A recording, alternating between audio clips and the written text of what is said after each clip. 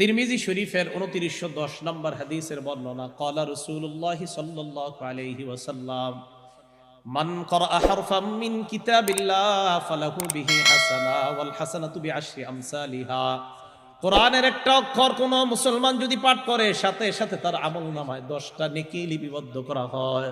নবীজি বলেন, এই যে আলিফ লাম মিম পড়লা, লা আকুলু আলিফ লাম মিম হারফুন, আলিফ লাম মিম পুরাটা মিলে একটা অক্ষর এমন না, ওয়ালাকিন আলিফুন হরফুন, আলিফ একটা অক্ষর, লামুন হরফুন, লাম একটা অক্ষর, মিমুন হরফুন, মিম একটা অক্ষর। আলিফ লাম মিম যারা আমরা পড়লাম, আল্লাহ নবী বলেন তোমাদের প্রত্যেকের আমলনামায় আল্লাহ 30টা সওয়াব লিপিবদ্ধ করে দেয়। ইমানদারের পরিচয় কোরআন পড়বে, কোরআন তেলাওয়াত তাদের সামনে করা হয়, নিজেরা কোরআন তেলাওয়াত করবে, অন্যের কোরআন তেলাওয়াত শুনবে, কোরআন তেলাওয়াত যেন বাচ্চারা করতে পারে, কোরআন তেলাওয়াত শিক্ষা দিবে। আল্লাহ তৌফিক দান।